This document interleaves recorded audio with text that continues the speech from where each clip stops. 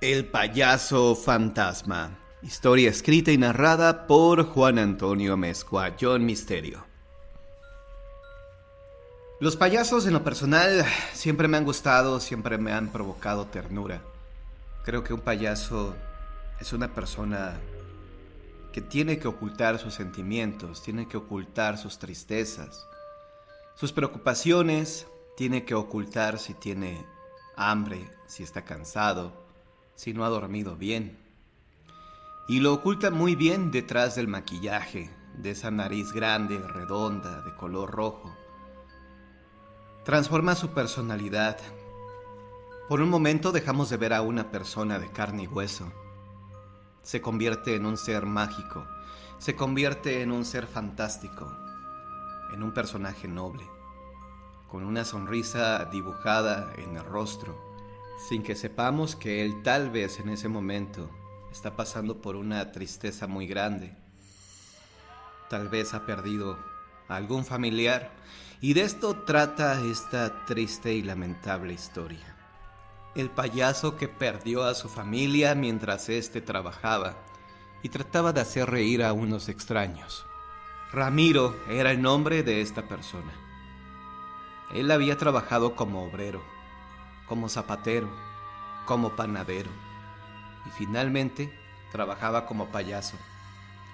Como payaso había tenido cierto éxito, pues había ingresado a un circo y en este lugar había trabajado por mucho tiempo, hasta que finalmente el circo cerró sus puertas y él tuvo que dedicarse otra vez al oficio de zapatero, de cocinero, de albañil, de lo que cayera, de lo que fuera bueno para ganar unos pesos y de esa manera mantener a su familia, su pequeña pero hermosa familia, la cual se componía por su mujer, llamada María, y por su hijo, Pedrito.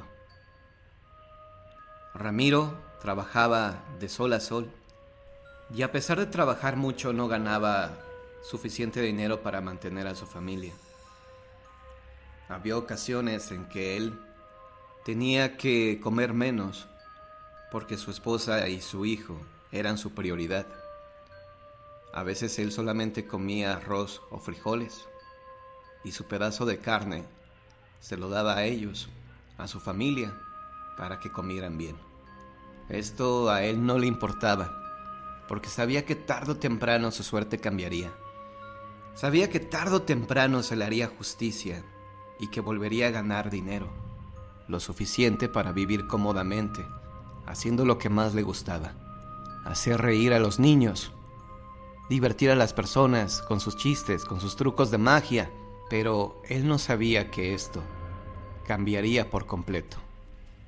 Resulta que en una ocasión le salió un trabajo bastante lejos de donde él vivía, pero la paga era bastante buena. Así que Ramiro no lo pensó dos veces y aceptó ir a trabajar hasta allá. Tenía que viajar más de 1 hora y otra hora de regreso, pero valía la pena el esfuerzo y el dinero. Con eso tendrían para comer muy bien durante una semana, o tal vez semana y media. La paga era excelente. Ramiro se despidió de su mujer y de su hijo temprano, ya que la cita era a las 2 de la tarde. Se salió a las 12 para llegar a tiempo, porque era un lugar que él no conocía, y no quería perderse y no quería quedar mal. Sobre todo, no quería dejar de ganar ese dinero. Así que se fue temprano. Le fue bastante bien, mejor de lo que esperaba, ya que se esmeró con su acto. Lo habían contratado para que actuara 1 hora. Y así fue. Actuó primero 1 hora, y después, los padres del pequeño que lo habían contratado le dijeron: «Hey, Ramiro, nos ha gustado mucho tu acto, pero oye, ¿crees que te puedas quedar un tiempo más?» ¿Un tiempo más? Sí, mira, me avisa un hermano que apenas viene en camino y pues evidentemente ya no vio tu show. Y me dice que vienen otros niños. ¿Qué te parece si te pago lo doble, pero te quedas hasta las 5? Para que a esa hora actúes de nuevo. Sí, está bien, señor, me parece perfecto. Pero bueno, sí, está bien. ¿Sucede algo, Ramiro? No, está bien.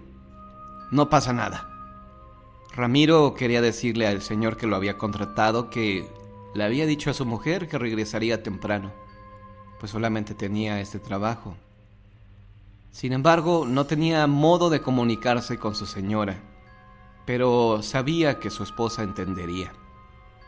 Además, le pagarían lo doble, lo que significaba que obviamente tendría un bienestar para él y para su familia por 2 semanas. Así que Ramiro aceptó y con gusto se quedó ahí. Inclusive se portaron amable con él, le dieron de comer. Y llegada la hora, efectivamente, ya habían llegado muchos niños, casi lo triple de niños que habían en su primer acto. Ramiro, con la experiencia que tenía, supo improvisar otros trucos de magia, otros chistes. Y así, los niños que lo habían visto por primera vez se divertían aún más y le aplaudían más porque lo que estaban viendo era diferente a lo que habían visto en la primera hora. Finalmente a Ramiro le pagaron exactamente lo que le habían prometido, lo doble. Ramiro estaba muy contento, estaba feliz porque tenía mucho dinero, o al menos para él en ese momento, eso era mucho dinero. Regresó a su casa y cuando regresó quería ver a su esposa, a su hijo, darles la buena noticia de que le habían pagado lo doble, que tenía mucho dinero e inclusive quería llevarlos a cenar a unos tacos de la esquina. Esos tacos que su esposa siempre los veía de reojo, pero que no podían comprarlos porque no tenían con qué. Ramiro quería llevar a su esposa y a su hijo a que cenaran con él, a que disfrutaran con él lo que había ganado con su frente, con esa frente maquillada, con esa nariz roja de payaso. Pero al llegar a su casa, se enteró de algo terrible. Algo que ni en sus peores pesadillas se hubiera imaginado. Una persona alcohólica, detrás de un volante, había atropellado a su esposa y a su hijo, a Pedrito. Cuando llegó a su casa, vio que había mucha gente afuera y él no entendía por qué. Y en cuanto lo vieron, ¡ay, Dios mío! Se acercaron a Ramiro, su vecino, con el que mejor se llevaba. Ramiro, ¿qué sucede? ¿Por qué hay tanta gente afuera de mi casa? Ramiro, tengo que decirte algo que no te va a gustar. ¿Qué pasó? ¿Qué sucede? ¿Dónde está mi esposa? ¿Dónde está mi hijo? Ramiro, tienes que ser fuerte con lo que te voy a decir. ¿Fuerte? ¿Qué pasó? ¿Dónde está mi esposa? Mi hijo Pedro. Pedrito, ¿dónde estás? Ramiro, ellos ya no están. ¿Cómo que ya no están? ¿Qué, me abandonaron? ¿Se fueron? No, Ramiro, no. Lo siento mucho, Ramiro. Una persona que estaba borracha manejando su carro los atropelló y los mató. ¿Qué? Sí, Ramiro, lo lamento. Tu esposa y tu hijo fueron atropellados y murieron. ¡No! ¡No puede ser! ¡No! Ramiro finalmente entró a su casa y vio que estaba vacía. Los cuerpos de su esposa y de su hijo ya habían sido trasladados a la morgue y el responsable ya había sido llevado al Ministerio Público, donde esperaban que llegara Ramiro para obviamente levantar una sentencia en su contra. Ramiro finalmente lo hizo. No supo él de dónde sacó la fuerza para hacerlo. Finalmente este hombre acabó en la cárcel por haber atropellado y matado a la familia de Ramiro el payaso. Y como era obvio, Ramiro ya no fue el mismo a partir de ese momento. Ramiro se quedó solo en ese lugar, y la gente que pasaba por afuera lo escuchaban llorar todas las noches. Era algo en verdad triste, lamentable, porque Ramiro el payaso y su familia eran personas tranquilas. Con nadie tenían problemas, con nadie se metían. Eran queridos, apreciados. De hecho, algunos habían tenido algún buen gesto con ellos. Les habían regalado juguetes para Pedrito, les habían regalado chamarras, y ellos los aceptaban con gusto. Pero ahora Ramiro estaba solo en esa casa. Y una cosa lleva a la otra. La tristeza lo llevó, pues, a tener ciertos vicios. El alcohol principalmente. Lo veían caminar por las calles, borracho, solitario. No platicaba con nadie. Se mantuvo en silencio por muchos días, por mucho tiempo. Pero el hambre es canija. El hambre es canija y doblega a cualquiera. Así que Ramiro, sin tener dinero, tenía que volver a trabajar. Y no había trabajo para él, de zapatero, de albañil o de otra cosa. Lo único que podía darle de comer era seguir trabajando como payaso. Y así lo hizo en varias ocasiones. Aunque ahora el payaso, aún llevando maquillaje en el rostro, se le lograba ver un rostro en verdad triste. Y aún así Ramiro tenía que hacer todo para hacer reír a la gente.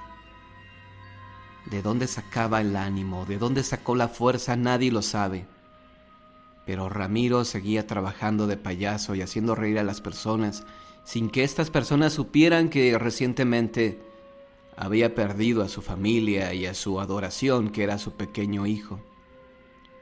Para él, actuar para los niños era algo en verdad doloroso, pues en cada niño veía reflejado el rostro de su pequeño, de Pedrito, de ese niño travieso. Finalmente, a Ramiro nunca más se le volvió a ver. Algunas personas iban a visitarlo, le tocaban a la puerta y se dieron cuenta que Ramiro ya no vivía ahí. Había dejado su casa, esa casa humilde que en alguna ocasión de esta casa salían risas, se escuchaba música alegre, se escuchaba cómo Ramiro preparaba sus números, y ahora era una casa abandonada, en completo silencio. Finalmente, a Ramiro lo volvieron a ver en las calles de su colonia, caminando por las noches con su característico maquillaje de payaso,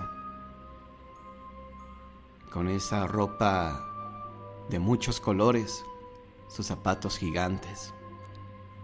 Lo vieron caminando con muchos globos. Y era extraño, era raro verlo. Y también era extraño que la gente al verlo, en lugar de sentir simpatía o alegría, sentían temor. Ramiro comenzó a infundir miedo entre las personas que lo veían. Y es que no era normal que a las 12, 1 o 2 de la madrugada, vieran a este simpático payaso caminar por las calles solitarias, cargando globos. Y entonces, una persona, uno de sus vecinos que lo reconoció, que regresaba de una fiesta bastante tarde, lo siguió. Quería preguntarle cómo estaba y por qué ya no lo habían visto durante mucho tiempo. Lo fue siguiendo detrás de él lo fue siguiendo. Y el vecino lo que relata fue algo sorprendente. Dice que estaba a unos cuantos metros de alcanzar a Ramiro, pero que éste desapareció ante su mirada. Se desvaneció, como si hubiera sido una simple ilusión, un espejismo. Así desapareció el payaso Ramiro. Después, a este vecino le llegó la noticia de que Ramiro había muerto hacía 2 meses, cerca de donde ellos vivían. Ramiro, alcoholizado, lamentablemente, no se fijó por dónde caminaba y cayó por alguna alcantarilla abierta. Y al momento de caer en la alcantarilla, se había desnucado y finalmente había sido tragado por toda la suciedad que llegaba ahí. Su cuerpo recientemente lo habían sacado y lo habían identificado. Sabían que era Ramiro, ese hombre que alguna vez había trabajado como payaso. Y entonces, cuando el vecino lo había visto, portando su maquillaje, su vestuario de payaso, los globos, él llevaba ya tiempo de haber muerto. Y entonces comprendió por qué, en lugar de sentir simpatía por él, le dio miedo al momento de verlo.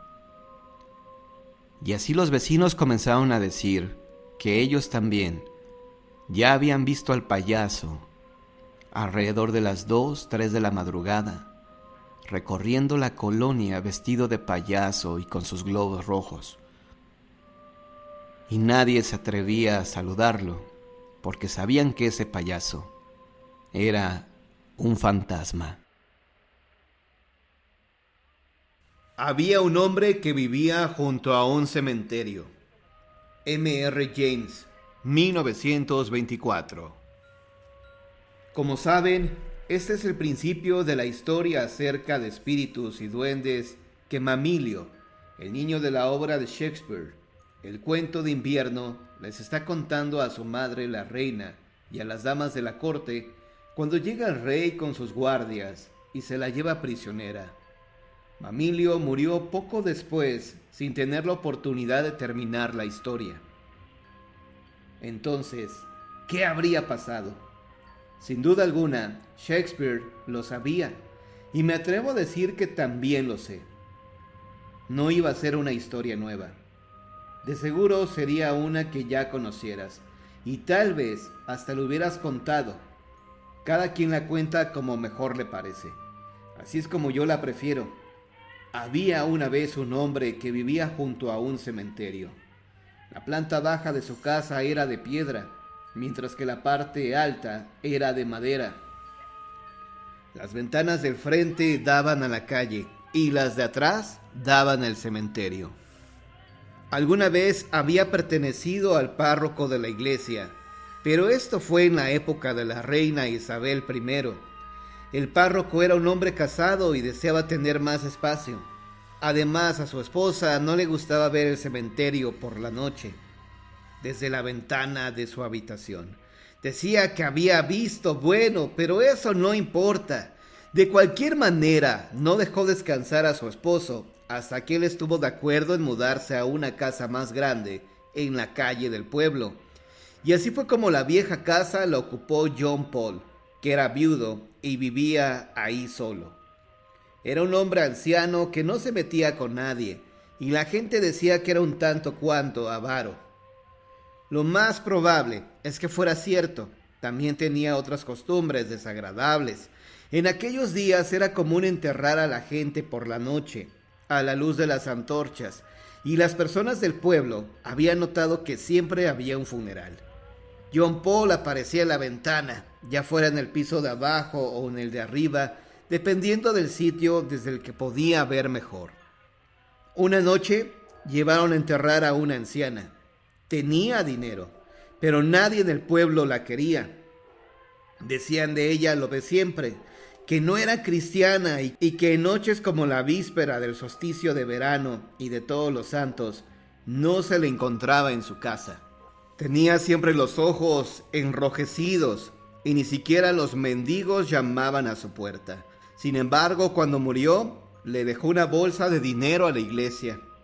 No hubo tormenta en la noche de su entierro. Fue una noche tranquila y serena, pero sí tuvieron cierta dificultad para encontrar hombres que llevaran el cuerpo y alumbraran con las antorchas, a pesar del hecho de que ella había dejado más dinero de lo que era común para el pago de esos trabajos. La enterraron en un lienzo de lana, sin ataúd. No había nadie, además de los asistentes estrictamente necesarios, y John Paul, que observaba desde su ventana. Justo cuando estaban por rellenar la tumba, el párroco se inclinó y arrojó algo sobre el cuerpo, algo que hizo un ruido metálico, y en voz baja dijo unas palabras que sonaban como: «Que tu dinero muera contigo». Luego se alejó a toda velocidad, y lo mismo hicieron los otros hombres, dejando solo al encargado de la antorcha para que alumbrara al sacristán y a su hijo mientras terminaban de palar la tierra. No hicieron muy buen trabajo, y al día siguiente, que era domingo, los parroquianos riñeron un poco al sacristán, diciéndole que era la tumba más mal hecha de todo el cementerio. Y así era. Cuando fue a verla él mismo, pensó que estaba peor de lo que la habían dejado. Mientras tanto, John Paul tenía un aspecto curioso. Parecía estar al mismo tiempo contento y nervioso. Más de una vez pasó la noche en la posada, que contrario a sus hábitos, era un sitio limpio, y aquellos que trababan conversación con él les insinuaba que había recibido un poco de dinero y que andaba buscando una casa un poco mejor. «Bueno, no me extraña», le dijo una noche el herrero. «A mí no me gustaría vivir donde vive usted. Me pasaría la noche imaginando cosas». El posadero le preguntó qué tipo de cosas. «Bueno, tal vez a alguien subiendo por la ventana del dormitorio o algo así», respondió el herrero. «No sé, la anciana Wilkins, a la que enterraron hace una semana, ¿no?» Vamos, creo que debería ser usted más considerado con los sentimientos de las personas», respondió el posadero. «No es algo agradable para el señor Paul lo que está diciendo, ¿cierto?» «Al señor Paul no le molesta», aseguró el herrero. «Ya ha vivido ahí bastante tiempo. Yo solo digo que no sería el lugar que yo escogería para vivir, con el ruido de la campana y la luz de las antorchas cuando hay un entierro, y todas esas tumbas ahí, tan silenciosas cuando no hay nadie. Solo que dicen que se ven luces. ¿Nunca ha visto las luces, señor Paul?» «No, nunca he visto luces», respondió de mala manera el señor Paul.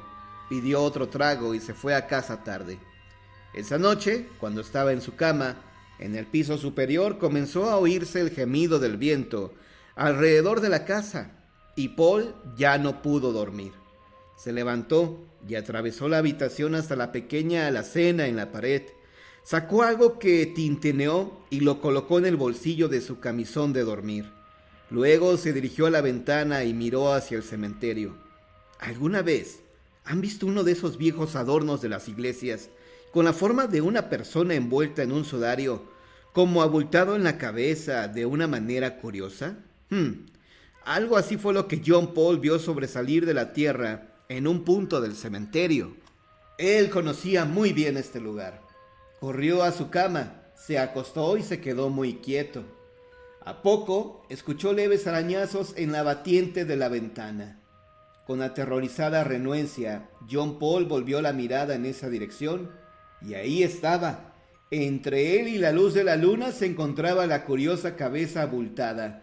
Luego, una figura apareció en la habitación. Se oyó el ruido de tierra reseca contra el piso. Una voz cascada preguntó: «¿Dónde está?». Y los pasos se movieron de un lado al otro, titubeantes, pasos de alguien que avanzaba con dificultad. Se movía por todos lados, asomándose en los rincones, mirando debajo de las sillas. Finalmente se oyó que tiraba de las puertas de la alacena en la pared para abrirlas. Oyeron largas uñas arañar las alacenas vacías. La silueta giró y se detuvo un instante al lado de la cama. levantó los brazos y exclamó con un grito ronco: ¡Tú lo tienes! En ese momento, Su Alteza Real, el príncipe Mamilio, que seguramente contó la historia de una manera mucho más breve, se lanzó con un fuerte grito sobre la más joven de las damas de la corte presentes, que respondió con un grito igualmente agudo. De inmediato Su Majestad, la reina Hermiona, lo sujetó y, tratando de no reír, lo sacudió y lo reprendió severamente. Muy molesto y con ciertos deseos de llorar, estaba a punto de ser enviado a la cama, pero gracias a la intercesión de su víctima, que se había recuperado del susto, por fin se le permitió permanecer hasta la hora en la que normalmente se retiraba. Para entonces, también él se había recuperado lo suficiente para declarar, al momento de dar las buenas noches a los ahí reunidos, que conocía otro cuento mucho más tenebroso que aquel, y que se lo contaría en la primera oportunidad que tuviera.